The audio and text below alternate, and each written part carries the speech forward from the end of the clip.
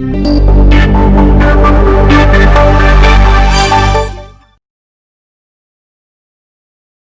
Friends, NK online learning में आपका स्वागत है। मैं हूं संजय गुप्ता और आप देख रहे हैं सी लैंग्वेज वीडियो सीरीज। तो अब हम एरे के बारे में जानते हैं। तो सी प्रोग्रामिंग में एरे क्या होता है पहले वो समझते हैं और उसके बाद कुछ प्रैक्टिकल एग्जांपल्स देखेंगे। तो अगर आपको कोई भी प्रोग्राम बनाने के लिए यूज़र से कुछ इनपुट लेना होता है तो उसके लिए हम यूज़ करते हैं वेरिएबल्स। तो आपने नंबर स्टोर करने के लिए इस तरीके से वेरिएबल्स डिक्लेयर किए होंगे। तो जैसा कि आप यहाँ देख सकते हो, मैंने तीन वेरिएबल डिक्लेयर किए ए बी सी। तो ए बी सी तीन वेरिएबल्स में मैं एक ही टाइम पर थ्री डिफरेंट वैल्यूज को स्टोर कर सकता हूँ, राइट। अब मेरी जो रिक्वायरमेंट है वो है कि मुझे एक ही टाइम पर कितने नंबर स्टोर करवाने हैं? 10 नंबर्स। तो अगर 10 नंबर्स को एक ही टाइम पर स्टोर करना है तो वेरिएबल्स की क्वांटिटी भी कितनी होगी? 10। तो क्या हम इस तरीके से 10 वेरिएबल्स डिक्लेयर करें तो क्या वो बेनिफिशियल होगा? लेट्स से अगर सिर्फ 10 नंबर हैं तो हम एक बार के लिए 10 वेरिएबल्स को डिक्लेयर कर भी देते हैं। अगर आपकी रिक्वायरमेंट चेंज हो जाती है कि आपको 100 नंबर्स को स्टोर करना है तो क्या 100 वेरिएबल्स डिक्लेयर करना, उनको रीड करना, कैलकुलेशन के लिए यूज करना बेनिफिशियल होगा? नहीं। तो आप एक ऐसा सॉल्यूशन चाहेंगे कि हम 100 नंबर्स को स्टोर करें बट जो वेरिएबल्स की क्वांटिटी है वो 100 ना हो। तो उसका जो सॉल्यूशन है वो होता है एरे। तो एरे वर्ड का अगर हम इंग्लिश मीनिंग देखें तो वो होता है कलेक्शन। Array means collection. तो अगर सेम प्रॉब्लम को एरे के थ्रू सॉल्व करना है तो आपको ये स्टेटमेंट लिखना होगा। तो यहां देख सकते हैं data type is int, this a is variable which can be treated as array now. तब आप ए वेरिएबल को वेरिएबल भी बोल सकते हैं और आप इसको एरे वर्ड से भी डिनोट कर सकते हैं। और ये मैंने स्क्वायर ब्रैकेट के अंदर लिखा है 10, तो वो इंडिकेट करेगा साइज ऑफ एरे को। ठीक है। अब अगर 10 नंबर स्टोर करना है तो साइज 10 हो जाएगा। अगर आपको 100 नंबर स्टोर कराने हैं तो हम सिंपली 10 को किससे रिप्लेस कर देंगे? 100 से। तो इट मींस ये जो एरे है वो एक ही टाइम पर कितनी वैल्यू स्टोर कर पाएगा? 100 वैल्यूज। ठीक है। तो अगर हम इन दोनों एग्जांपल्स को कंपेयर करें, ऊपर मैंने 100 वेरिएबल्स डिक्लेयर किए, नीचे मैंने एक ही वेरिएबल डिक्लेयर किया और जिसमें मैंने 100 वैल्यूज को स्टोर किया, तो आप इजीली आइडेंटिफाई कर सकते हैं which one is better. So obviously array is better as compare to number of variables. तो जब भी आपकी प्रोग्रामिंग की रिक्वायरमेंट हो कि आपको बहुत सारी वैल्यूज को स्टोर करना है तो आप अलग अलग वेरिएबल्स डिफाइन ना करके उनको एरे की फॉर्म में स्टोर कर सकते हैं। तो मैं समझता हूं कि आपको एरे क्यों यूज करना है उसका रीजन समझ में आ गया होगा। अब हम देखते हैं कि एरे को इंप्लीमेंट करने के क्या क्या बेनिफिट्स और हमें मिलेंगे। So now we are discussing benefits of array. तो सबसे पहला benefit, array can store more than one values in a single variable. जैसा आपने अभी एग्जांपल में देखा कि हम एक से ज्यादा वैल्यूज को एक ही वेरिएबल में स्टोर कर सकते हैं। तो उससे बेनिफिट क्या होगा? जब भी आप कोई कैलकुलेशन परफॉर्म करेंगे तो आपको सिर्फ एक ही वेरिएबल को याद रखना होगा, 100 डिफरेंट वेरिएबल्स के नेम्स याद करने की जरूरत नहीं है। तो ये पहला बेनिफिट। दूसरा बेनिफिट,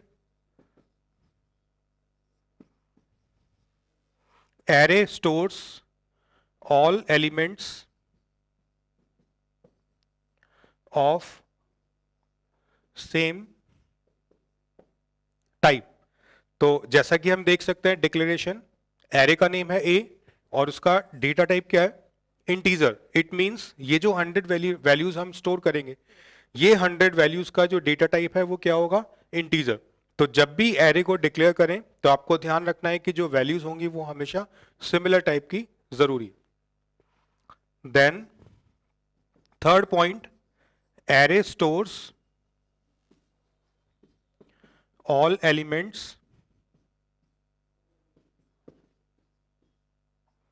continuously in मेमोरी। तो अगर हम बात करें इस डिक्लेरेशन की, तो हमने एरे का साइज लिया 100। तो जो 100 वैल्यूज हम स्टोर करेंगे वो मेमोरी में कंटिन्यूसली स्टोर होंगे। तो ऐसा नहीं है कि 100 लोकेशन आपको अलग अलग मेमोरी लोकेशंस पर मिले। आपको एक कंटिन्यूस मेमोरी ब्लॉक अलोकेट होगा और उस मेमोरी ब्लॉक्स में हम कितनी वैल्यू स्टोर कर पाएंगे? 100 values, right? So these are some benefits which are available by using array. तो जब भी आपको मल्टीपल वैल्यूज को स्टोर करना हो तो अलग अलग वेरिएबल डिक्लेयर ना करके आप एरे को यूज करें, जिससे आपके प्रोग्राम की लेंथ रिड्यूस होगी और आप वेरिएबल्स की क्वांटिटी को भी कम कर पाएंगे। अब हम देखते हैं एरे को सी प्रोग्रामिंग में कैसे यूज किया जाता है। तो मैंने आपको बताया कि एरे के बेनिफिट्स क्या होते हैं, कब हमें एरे यूज करना है। अब हम देखते हैं कि अगर आपको सी में एरे से रिलेटेड कोई प्रोग्राम बनाना है तो उसके साथ क्या क्या चीजें और ध्यान रखनी होंगी। तो सबसे पहला जो स्टेप है वो होगा डिक्लेरेशन ऑफ एरे। तो जब भी आपको सी प्रोग्राम में एरे यूज करना है तो जैसे आप वेरिएबल डिक्लेयर करते हैं, सिमिलरली आपको एरे को डिक्लेयर करना होगा। तो एरे डिक्लेरेशन के लिए सबसे पहले आप यूज करेंगे data type, then variable name, जो कि एरे नेम भी हो सकता है। So variable name, array name both are similar, and then in square bracket आप लिखेंगे उसका साइज। ठीक है, अब अगर इसका एक एग्जांपल देखें तो आप ऐसे एरे को डिक्लेयर कर सकते हैं। So first is data type, second is name of array, and third is size of array. अगर आपको फ्लोट एलिमेंट स्टोर करना है तो आप इसको इस तरीके से लिख सकते हैं, फ्लोट ARR20। सो ये जो एरे हमने डिक्लेयर किया इसका डेटा टाइप है float. So this array can store 20 elements of real type, real numbers. So जब भी आपको क्वांटिटीज को n नंबर फॉर्म में स्टोर करना है तो आप सिंगल सिंगल वेरिएबल डिक्लेयर ना करके एरे यूज करें, ताकि आपका प्रोग्राम की लेंथ कम होगी और नंबर ऑफ वेरिएबल्स रिड्यूस हो जाते हैं। तो डिक्लेरेशन करने के बाद अब हम देखते हैं दूसरा स्टेप,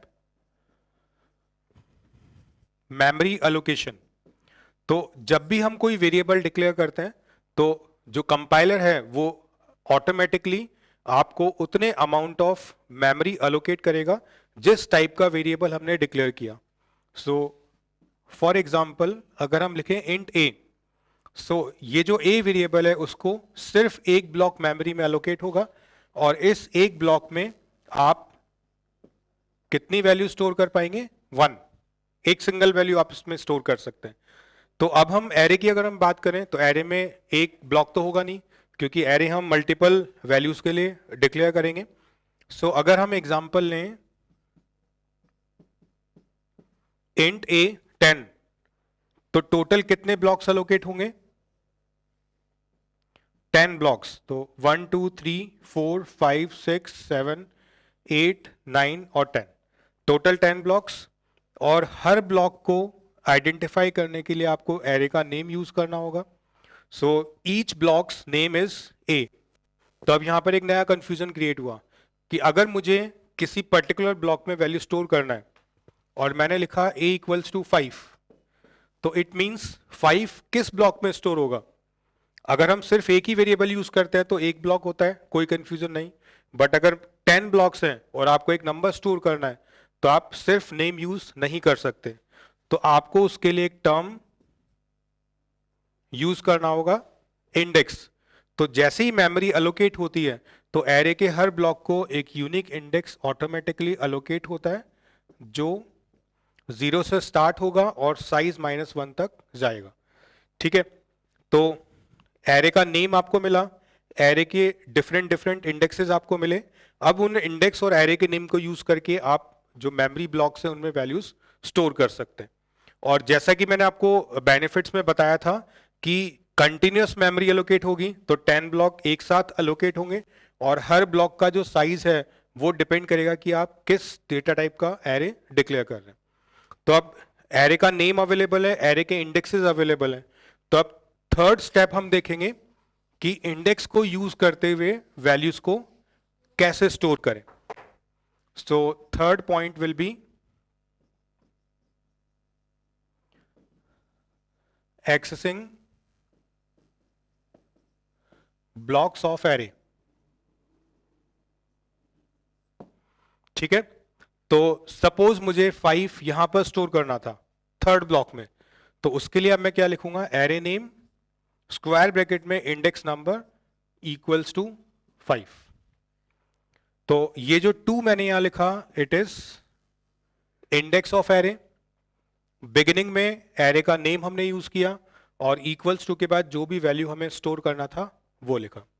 अब सपोज आपके पास एक वेरिएबल है x, और इस x वेरिएबल में आप इस लोकेशन की वैल्यू को स्टोर करना चाहते हैं, तो आप लिखेंगे x equals to a and index will be 6।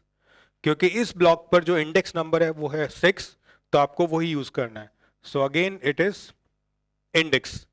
तो हमेशा ध्यान रखें, एरे में कोई भी वैल्यू स्टोर करना है या एरे से कोई भी वैल्यू हमें एक्सेस करना है, तो आपको एरे के नेम और उसके इंडेक्स को एक साथ यूज करना होगा।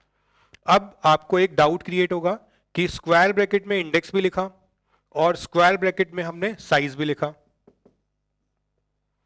तो हम कैसे पता लगाएंगे कि जो स्क्वायर ब्रैकेट के अंदर वैल्यू है वो इंडेक्स है या फिर साइज? तो बहुत ही सिंपल तरीका है इसको आइडेंटिफाई करने का। अगर एरे नेम के पहले डेटा टाइप यूज किया है, तो इट मींस जो स्क्वायर ब्रैकेट की वैल्यू होगी वो हमेशा साइज को ही डिनोट करेगा। और अगर आपने विदाउट डेटा टाइप एरे को यूज किया, तो स्क्वायर ब्रैकेट के अंदर जो वैल्यूज होंगी वो हमेशा किसको इंडिकेट करेंगी? इंडेक्स को। ठीक है, तो ये बहुत ही इजी है आइडेंटिफाई करना कि एरे का जो स्क्वायर ब्रैकेट है उसके अंदर जो वैल्यू है वो साइज है या फिर इंडेक्स। और एरे को हम सिर्फ एक ही बार डिक्लेयर करेंगे at the beginning of the program, so it will be always size with data type, and after this statement everywhere wherever you will be using array, तो उसका जो स्क्वायर ब्रैकेट वैल्यू कंटेन करेगा वो हमेशा index को denote करेगा। ठीक है, तो पहले हमने डिस्कस किया एरे डिक्लेयर कैसे होता है, फिर हमने उसका मेमोरी एलोकेशन देखा, देन इंडेक्सेस के थ्रू वैल्यूज को कैसे रिट्रीव करेंगे या कैसे स्टोर करेंगे वो देखा। अब हम देखते हैं कि एरे को अगर कोई वैल्यू हमें स्टोर करानी है, कंप्लीट एरे को, अभी मैंने एरे के एक पर्टिकुलर लोकेशन को वैल्यू स्टोर करवाई, मैं चाहता हूं कि एरे के 10 जो लोकेशंस हैं उनको एक साथ वैल्यू मिल जाए, तो उसके लिए हम दो मेथड यूज करेंगे।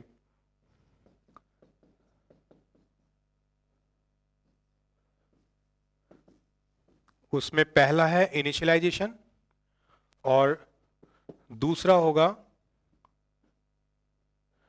Read array from user. तो पहले हम देखते हैं कि इनिशियलाइजेशन कैसे होता है, और इनिशियलाइजेशन हमेशा जो प्रोग्रामर होगा वो करेगा, क्योंकि इसमें यूजर इंटरेक्शन नहीं होता है। तो पहले प्रोग्रामर कैसे वैल्यू इनिशियलाइज करेगा वो देखते हैं, देन यूजर कैसे वैल्यू असाइन करेगा वो देखेंगे। तो इनिशियलाइजेशन, सपोज मैंने लिखा ये int A 5, it means array में कितने नंबर्स होने चाहिए? 5। तो अब मैं लिखता हूं इक्वल्स टू 1 2 3 4 5। तो इट मींस एरे के फर्स्ट ब्लॉक में 1 स्टोर होगा, सेकंड में 2, थर्ड में 3, फोर्थ में 4, फिफ्थ में 5। अगर आपने float variable float array use किया, लेट से बी, तो आप लिख सकते हैं लेट से 2.5, 2.9, 3.32, 1.26, 4.22। तो इस तरीके से आपने फ्लोट एरे को भी इनिशियलाइज किया। तो ये जो वैल्यूज अभी प्रोवाइड की वो कौन प्रोवाइड कर रहा है? प्रोग्रामर जो कोड लिख रहा है। अब आप चाहते हैं कि कोड जो इंप्लीमेंट करेगा अगर वही इनपुट करेगा तो हमेशा वैल्यूज सेम होंगी। हम चाहते हैं कि प्रोग्राम जितनी बार रन हो हर बार यूजर इनपुट करें एंड देन उस इनपुट नंबर्स को हम कैलकुलेशन के लिए यूज करें। तो हमें नेक्स्ट स्टेप पर जंप करना होगा, which is reading array from user, right. तो अब अगर हम एक सिंगल वेरिएबल डिक्लेयर करते और उसको यूजर से इनपुट कराना होता तो आप ये स्टेटमेंट लिखेंगे, जो कि बहुत सिंपल है, आपने बहुत सारे प्रोग्राम्स में यूज किया होगा, scanf %d %a। अब सपोज हमने इसको कन्वर्ट किया एरे में और एरे का साइज हमने मेंशन किया 10, तो क्या हम a0 a1 a2 जो कि एरे के अलग अलग इंडेक्सेस होते हैं, क्या हम उनको 10 टाइम लिखें? क्या हम 10 स्कैनफ लिखें जिसमें A0, A1, A2 up to A9 लिखें? नहीं। अगर हम ऐसा करेंगे तो एरे को यूज करने का कोई बेनिफिट ही नहीं हुआ, क्योंकि हमें अगर सपोज 100 एलिमेंट स्टोर कराने हैं तो क्या आप स्कैनफ 100 टाइम लिखेंगे? नो। तो इसका सॉल्यूशन क्या होगा? आपने देखा हमेशा वेरिएबल का नेम सेम है, ए, राइट? हमें सिर्फ क्या चेंज करना है? Index number. तो अगर हमें सिर्फ इंडेक्स नंबर को चेंज करना है और अपना एरे जो नेम है वो सेम है, तो हम सिंगल स्कैनफ स्टेटमेंट को यूज करते हुए एक लूप इंप्लीमेंट करेंगे और वो लूप स्कैनफ को 10 टाइम्स या जो भी एरे का साइज है उतने टाइम्स रिपीट करेगा। तो ये हुआ एरे को यूजर से रीड करने का तरीका। तो फॉर लूप 0 से स्टार्ट हुआ, कंडीशन इज लेस देन 10, तो ये 9 तक चलेगा। इट मींस 0 to 9, और 0 to 9 को अगर हम काउंट करें तो कितने स्टेप्स होते हैं? 10। स्कैनफ रिपीट कर रहा है ए ऑफ आई, तो ए एरे नेम, आई मतलब जो आई की इनिशियल वैल्यू है वो, तो सबसे पहले ए आई बनेगा A0, तो पहला एलिमेंट स्टोर हो जाएगा A0 लोकेशन पर, फिर आई प्लस प्लस होकर होगा 1, तो नेक्स्ट रोटेशन में ये बन जाएगा A1, और इस तरीके से एक ही स्कैनफ 10 टाइम्स रिपीट होगा और 10 अलग अलग ब्लॉक्स में आपकी वैल्यू स्टोर कर देगा। तो अगर आपको खुद से वैल्यू सेट करना है while you are writing the program, तो आप ये मेथड यूज करें, और आपको यूजर से इनपुट करना है तो आप ये फॉर लूप और स्कैनफ मेथड यूज कर सकते हैं। अब एक और स्टेप हमें देखना होगा कि अगर हम किसी भी एरे की वैल्यूज को कैलकुलेशन के बाद यूजर को डिस्प्ले करना चाहें तो वो कैसे होगा? तो वो अपना लास्ट स्टेप है, प्रिंटिंग ऑफ एरे। तो सपोज अपने पास एक एरे अवेलेबल है और इसमें मैंने ये 5 वैल्यूज इनिशियलाइज की, राइट? अब मैं चाहता हूं कि इन वैल्यूज को यूजर को डिस्प्ले करा दूं, तो again for loop i less than 5, i plus plus, और अभी स्कैनफ यूज ना करके हम यूज करेंगे printf, और इसके स्टार्टिंग में यूज करेंगे बैकस्लैश n, जिससे हर नंबर न्यू लाइन में जाकर प्रिंट होगा। और a ऑफ i, जैसा कि वहां देखा, पहले ये A0 को प्रिंट करेगा, फिर i प्लस प्लस होगा, फिर ये A1 को प्रिंट करेगा। सिमिलरली 5 बार लूप चलेगा और 5 अलग अलग नंबर स्क्रीन पर प्रिंट हो जाएंगे। तो मैंने आपको 6 डिफरेंट टॉपिक्स एक्सप्लेन किए, जिसमें पहला था एरे कैसे डिक्लेयर करें, दूसरा हमने देखा कि एरे को मेमोरी ब्लॉक कैसे मिलता है, तीसरा हमने देखा कि एरे के इंडिविजुअल इंडेक्स को कैसे एक्सेस करेंगे, फोर्थ एरे में वैल्यू कैसे इनिशियलाइज करें, फिफ्थ एरे को यूजर से इनपुट कैसे करवाएं, और सिक्स्थ एरे को यूजर को प्रिंट कैसे करें ताकि जितनी भी वैल्यूज अवेलेबल है वो यूजर को डिस्प्ले हो जाए। अब देखते हैं एरे को अगर सी प्रोग्राम के थ्रू इंप्लीमेंट करना है तो वो कैसे होगा। तो एक प्रॉब्लम मैं यहां पर मेंशन कर रहा हूं जिसका सॉल्यूशन हम एरे के थ्रू इंप्लीमेंट करेंगे। तो प्रॉब्लम है read 10 numbers from user and print their sum। तो अभी हमें यूजर से कितने नंबर इनपुट करने हैं? 10 नंबर्स। तो 10 नंबर्स के लिए 10 वेरिएबल बनाना बेनिफिशियल नहीं होगा, तो ऑब्वियसली क्या यूज करेंगे? एरे। अब जब ये प्रोग्राम मैं इंप्लीमेंट कर चुका होऊंगा तो आप देखेंगे कि मैं इसको कन्वर्ट करूंगा 100 नंबर्स के लिए। तो इनिशियली ये बनेगा 10 नंबर्स के लिए, एंड फर्दर हम इसको कन्वर्ट करेंगे 100 नंबर्स के लिए, और मैं सिर्फ एरे का साइज चेंज करूंगा, ऑटोमेटिकली आपका प्रोग्राम 100 नंबर्स के लिए कन्वर्ट हो जाएगा, जो कि इंडिविजुअल वेरिएबल्स के केस में पॉसिबल नहीं होता, राइट? तो आइए अब इस प्रोग्राम को सॉल्व करते हैं जिससे आपको समझ में आएगा। तो यहां हम हेडर फाइल stdio.h इंक्लूड कर रहे हैं, मेन फंक्शन, देन सबसे पहले आपको वेरिएबल्स डिक्लेयर करने होंगे। तो वेरिएबल में सबसे पहला वेरिएबल है एरे जिसका साइज है 10, एक वेरिएबल i और एक वेरिएबल s जिसमें कि सम स्टोर होगा जिसकी इनिशियल वैल्यू है 0। फिर मैंने लिखा printf enter 10 numbers, then for loop I equals to 0, I less than 10, I plus plus, और एरे के एलिमेंट्स को रीड करने के लिए हम लिखेंगे scanf %d m% a of i।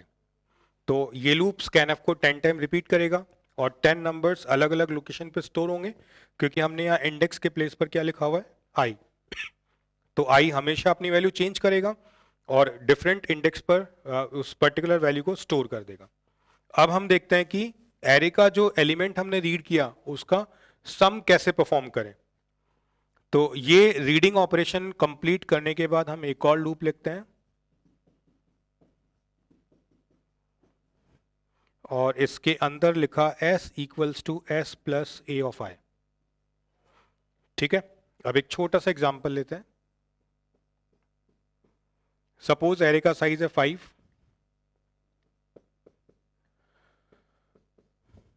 और ये नंबर मैंने उसमें स्टोर किए, तो वो इसके थ्रू हुआ। ठीक है, अभी मैंने जानबूझकर कर्ली ब्रेसेस यूज किए हैं। एक स्टेटमेंट है तो ये ऑप्शनल होता है, बट लूप को सेपरेट करने के लिए मैंने जानबूझकर यूज किया। आप इसको अवॉइड भी कर सकते हैं। अब हम इस लूप को रिट्रेट करेंगे। तो s की स्टार्टिंग वैल्यू है 0, i भी स्टार्ट होगा 0 से, कंडीशन चेक करेंगे जो कि ट्रू है, फिर स्टेटमेंट को देखिएगा। ये है s प्लस ए आई, तो s कितना है 0, तो 0 ऐड होगा आई की वैल्यू भी क्या है 0, तो a 0 इंडेक्स पर जो नंबर है दैट इज 11, जो कि s में ऐड हो जाएगा और s की न्यू वैल्यू क्या बन जाएगी 11, क्योंकि हमने इक्वल्स टू के बाद भी s को यूज किया हुआ। देन i प्लस प्लस होगा, i विल बिकम 1। अब i की वैल्यू 1 है, कंडीशन चेक होगा। अब इस बार ai मतलब a1, तो a1 इंडेक्स पर क्या वैल्यू है 12, वो किससे ऐड होगा s की लास्ट वैल्यू क्या थी 11, तो 11 और 12 को ऐड करेंगे तो 23। तो इस तरीके से ये लूप 10 टाइम चलेगा, 10 नंबर s में ऐड हो जाएंगे। आफ्टर कंप्लीशन ऑफ लूप आप एक printf यूज करेंगे जो कि आउटपुट स्क्रीन पर s वेरिएबल में जो सम स्टोर होगा उसको प्रिंट कर देगा।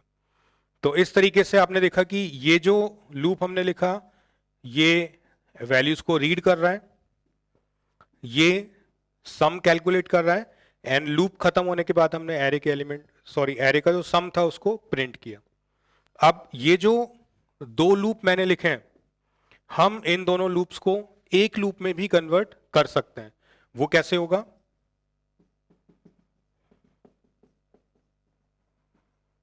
फॉर लूप, उसके अंदर हमने लिखा है scanf %d m% a of i। तो एरे का जो नंबर है वो a of i में स्टोर हुआ, एंड उसके जस्ट बाद आप ये लिख दीजिए। तो रीडिंग ऑपरेशन परफॉर्म करते ही हमने उस एलिमेंट को वेरिएबल में ऐड भी किया और लूप को 10 टाइम रिपीट किया। तो इस तरीके से हम दो लूप को एक ही लूप में कन्वर्ट कर पा रहे हैं, और उस लूप को खत्म होने के बाद आपको printf यूज करना होगा जिससे आउटपुट स्क्रीन पर 10 एलिमेंट्स का सम प्रिंट हो जाएगा। तो अब ये जो प्रोग्राम मैंने आपको थियोरेटिकली एक्सप्लेन किया, आइए अब इसको देखते हैं कि हम इसको प्रैक्टिकली कैसे इंप्लीमेंट कर सकते हैं। पहले देखते हैं कि ये जो मैंने आपको चीज बताई थी कि 10 नंबर्स के प्लेस पर अगर इसी प्रोग्राम को 100 नंबर्स के लिए इंप्लीमेंट करना हो तो आप सिंपली साइज चेंज करें और जहां भी 10 टाइम्स आपने लूप रोटेट किया है उसको 100 टाइम रोटेट कर दें। तो अभी ये 100 नंबर्स रीड करेगा, ये 100 नंबर्स का सम करेगा। अगर आप दोनों को मिक्स कर दें तो यहाँ भी आपको 100 यूज करना होगा। तो इस तरीके से 10 नंबर्स और 100 नंबर और 1000 और वॉट एवर यू वॉन्ट, उसके अकॉर्डिंग आप अपना प्रोग्राम इंप्लीमेंट कर सकते हैं। तो अब इसको प्रैक्टिकली इंप्लीमेंट करते हैं। अब एरे के जो प्रोग्राम को हमने थियोरेटिकली समझा उसको प्रैक्टिकली इंप्लीमेंट करते हैं। First of all I am including 2 header files, then main function, और मेन के अंदर मैं एरे एलिमेंट्स के सम करने के लिए कोड लिखूंगा। तो थ्योरी में मैंने आपको प्रॉपरली एक्सप्लेन किया कि how we can implement array programs with help of loops. So now we are going to see it practically. So अभी मैंने तीन वेरिएबल डिक्लेयर किए. First is I, second is array that is a and size is 10 and sum that is initialized with 0. Now printf enter 10 numbers. Now read करने के लिए हमें एक loop repeat करना होगा जो कि 10 टाइम्स चलेगा. एंड इस लूप के साथ scanf statement, then ampersand a of I.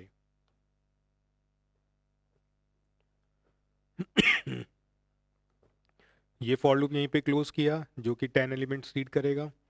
Then मैंने आपको बताया था कि हम एडिशन के लिए सेपरेट लूप भी यूज़ कर सकते हैं और दोनों को कंबाइन भी कर सकते हैं. तो पहले हम एक सेपरेट लूप यूज़ करके देखते हैं, क्योंकि कुछ प्रॉब्लम्स ऐसी आती हैं जहाँ पर रीडिंग अलग लूप में करना होता है एंड देन ऑपरेशन जो भी प्रोसेस करना है वो एक अलग लूप में इम्प्लीमेंट करना होता है. तो इसलिए हम दोनों तरीके देख लेते हैं. तो फर्स्ट लूप रीड करेगा, सेकेंड लूप सम करेगा, and after completion of second loop printf के थ्रू हम जो भी सम कैलकुलेट हुआ उसको स्क्रीन पर डिस्प्ले कर सकते हैं.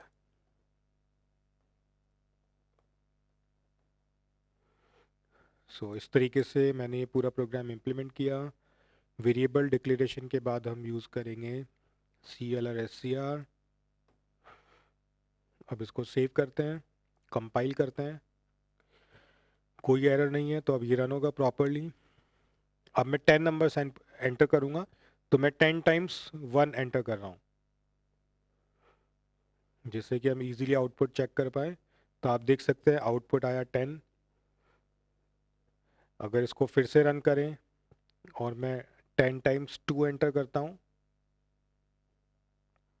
तो आप देख रहे हैं आउटपुट 20 शो हुआ.